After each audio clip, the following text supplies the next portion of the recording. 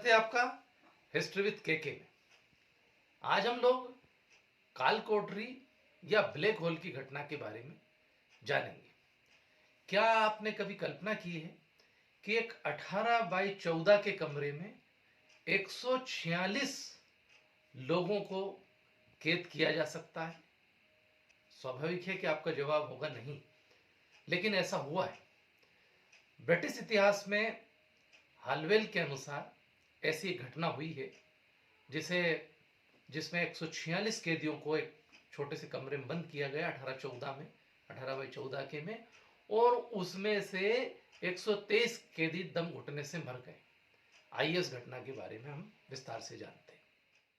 तत्कालीन बंगाल प्रांत के कलकत्ता से है। भारत में औरंगजेब की मृत्यु 1708 के बाद मुगल सत्ता कमजोर पड़ने लगी और इसका लाभ उठाकर सूबेदार स्वतंत्र होने लगे। इसमें एक बंगाल प्रांत भी था। बंगाल मुगलों की आय का एक बहुत बड़ा स्रोत था, क्योंकि वहाँ कपड़ा उद्योग बड़ा उन्नत अवस्था में था, तो इसलिए वहाँ से अच्छी मुगलों को आय होती थी। किंतु वह उनके हाथ से अब जाता रहा। अलीवर्दी खां, कुली खां के समय धीरे धीरे स्वतंत्र हो गए वो, और अब उन्होंने कर देना भी बंद कर दिया। इधर उत्तराधिकारी के युद्ध में विजय होकर के और सिराजुद्दौला बंगाल का नवाब बन बैठा। भारत की स्थिति कुछ इस तरह की थी यहाँ कि अब इस टाइम में धीरे धीरे यूरोपीय कंपनियां भारत की ओर आ रही थी और उनका प्रभाव यहाँ पर बढ़ रहा था। उसमें ईस्ट इंडिया कंपनी एक प्रमुख थी। हम सब जानते हैं 31 दिसंबर सन 1600 में ईस्ट इंडिया कंपनी की स्थापना हुई थी और ये एक प्रकार की व्यापारिक कंपनी थी। लेकिन ये भारत में व्यापार के साथ साथ अपना राजनीतिक प्रभाव भी बढ़ाना चाह रही थी। उनको मालूम था कि हम जब तक राजनीतिक प्रभाव नहीं बढ़ाएंगे तब तक हमें व्यापार में पर्याप्त लाभ नहीं मिलेगा। तो बंगाल में ईस्ट इंडिया कंपनी का प्रभाव बढ़ रहा था और उन्होंने अपनी स्थिति को मजबूत करने के लिए हुगली नदी के किनारे कलकत्ता में एक किले का निर्माण किया। किले का नाम दिया था फोर्ट विलियम का किला। इसको फोर्ट विलियम का किला कहा जाता है। और ये जो किला था यह उनकी आर्थिक और राजनीतिक शक्ति का एक केंद्र था। कंपनी ने किले की रक्षा के लिए वहाँ की किलेबंदी की। किलेबंदी का मतलब ये था कि इसमें की सुरक्षा के लिए बड़ी संख्या में इन्होंने सैनिक रखे। जब बंगाल के नवाब सिराजुद्दौला को ये बात पता लगी तो उसे अंग्रेजों की भावी नीति समझ में आ गई। वह समझ गया कि यदि अंग्रेजों की ताकत बढ़ गई तो हो सकता है कि एक दिन उनको बंगाल से निकालना मुश्किल हो जाए। इसलिए उसने अंग्रेज गवर्नर को पत्र लिखकर किलेबंदी रोकने का आदेश दिया। किंतु कंपनी नवाब के आदेशों की निरंतर अवहेलना कर रही थी। वो नवाब को कुछ मानती ही नहीं थी। उसके जो षड्यंत्रकारी थे उनको अपने यहाँ शरण देती थी, उसके आदेशों की अवहेलना करती थी। अतः नवाब ने कंपनी को सबक सिखाने का फैसला किया और उसने 50,000 सैनिकों की एक विशाल सेना, जिसमें 500 हाथी भी थे, लेकर कलकत्ता पर हमला बोल दिया। तत्कालीन गवर्नर जनरल जॉन ड्रेक चारों तरफ से अपने आप को जब उसने घिरा हुआ देखा तो घबराकर अपने कमांडर, परिषद सदस्य एवं स्त्री बच्चों के साथ हुगली नदी में खड़े एक पोत पर सवार होकर भाग गया। यद्यपि अभी भी कुछ स्त्रियां, बच्चे और कुछ सैनिक किले में रह गए थे। किले की सुरक्षा की जिम्मेदारी उसने जॉन जेफलिन हालवेल जो कि एक सैन्य सर्जन एवं कंपनी का वरिष्ठ सिविल सेवक था, उसको सौंप दी। उसने अपनी सैन्य टुकड़ी के साथ नवाब की सेना का डटकर मुकाबला किया, परंतु थोड़ी सी सेना के साथ ज़्यादा समय तक वो संघर्ष नहीं कर पाया। शीघ्र ही नवाब की सेना किले की दीवार तोड़कर अंदर प्रवेश कर गई।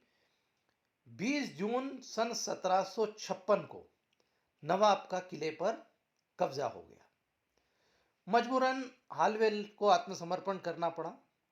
इसके बाद नवाब ने एक दरबार लगाया, उसके नाम की नमाज पढ़ी गई।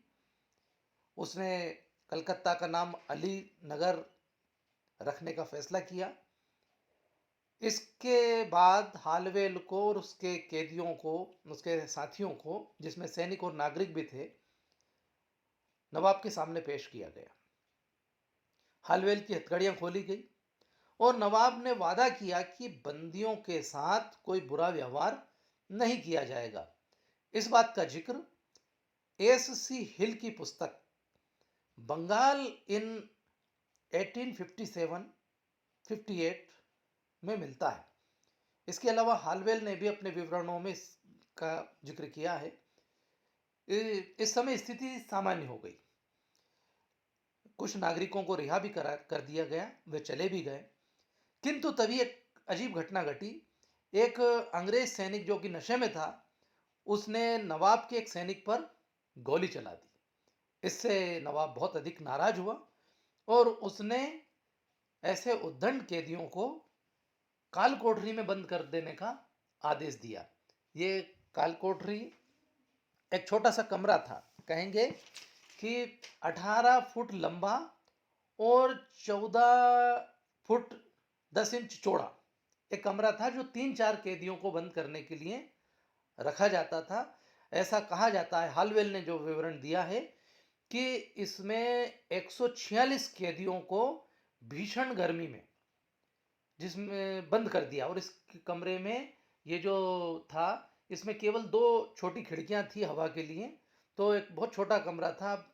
146 कैदियों को उसमें बंद कर दिया गया और नवाब सोने के लिए चला गया दूसरे कमरे कक्ष में। शाम 7-8 बजे प्यास और भूख से कैदी तड़फड़ाने लगे। उन्होंने सैनिकों से मांग की कि उनमें से आधे कैदियों को अलग कमरे में बंद कर दिया जाए। सैनिकों को भी दया आई, किंतु नवाब की इजाजत के बिना ऐसा करना संभव नहीं था और किसी में इतनी हिम्मत नहीं थी कि नवाब को नींद से जगा दे। नतीजा यह हुआ कि भूख प्यास गर्मी से कैदी एक दूसरे पर गिरने लगे। हालवेल लिखता है कि हमने सैनिकों को रिश्वत देने की भी पेशकश की, किंतु बात नहीं बनी। जब प्यास से लोग तड़फड़ाने लगे तो एक बूढ़े सैनिक को दया आई और उसने कुछ पानी की व्यवस्था की, लेकिन थोड़े से पानी के लिए जो कैदी थे वो आपस में दौड़ भाग करने लगे और नतीजा एक दूसरे पर गिरने लगे। थोड़ी देर में घबराहट मच गई। भूख प्यास और भीषण गर्मी से व्याकुल कैदी दम तोड़ने लगे। 21 जून को सुबह जब नवाब जागे और उन्होंने कैदियों को कमरे से निकालने की अनुमति दी, कमरा खोला गया तो नया नजारा कुछ अजीब था। लाशों के ढेर लगे हुए थे। 146 में से केवल 23 कैदी ही मरणासन स्थिति में थे। इनमें से मैं भी एक था, ऐसा हालवेल कहता है कि मैं भी एक था। 123 तो मर चुके थे और 23 ही शेष बचे थे। इन मृत कैदियों को एक बड़ा गड्ढा खोदकर एक साथ वहीं दफना दिया गया, बिना किसी धार्मिक रीति रिवाज के। इतिहास में यह घटना ब्लैक होल, काल कोठरी या अंधकूप की घटना के नाम से जानी जाती है। अनेक इतिहासकारों का मानना है कि इस घटना को हालवेल ने बड़ा चढ़ाकर प्रस्तुत किया तथा यह उसके दिमाग की उपज है।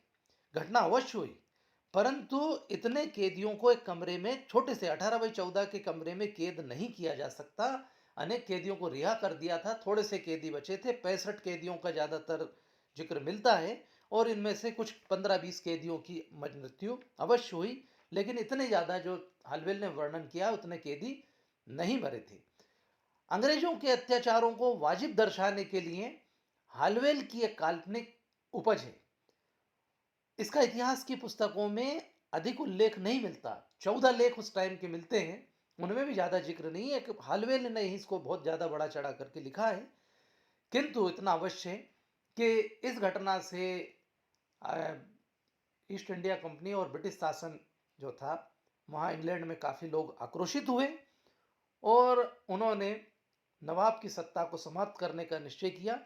नतीजा ये हुआ कि प्लासी का युद्ध 23 जून सन 1757 में हुआ और उसमें बंगाल में नवाब को हरा करके, नवाब सिराजुद्दौला को हरा करके और बंगाल पर अंग्रेजों का कब्जा हो गया। यहाँ पर एक स्मारक का भी निर्माण किया गया था।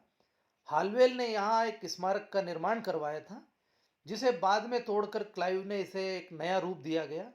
बाद में इसे कब्रिस्तान बना दिया गया। घटना कितनी सही है कहा नहीं जा सकता, किंतु इसे ब्रिटिश इतिहास में जरूर स्थान मिला। भारतीयों के प्रति उनके उनके लोगों में एक आक्रोश प्रदर्शित करने के लिए 1857 की क्रांति में हुए अत्याचारों को जहां पढ़ाया जाता है, वैसे ही इस काल कोठरी की घटना को जरूर पढ़ाया जाता है। आशा है आज के इस वीडियो से आपको काल कोठरी, अंधकूप या ब्लैक होल की घटना पूरी तरह से समझ में आ गई होगी। यदि अच्छी लगे तो प्लीज़ इसे अपने दोस्तों को शेयर करें, लाइक करें। Thank you very much.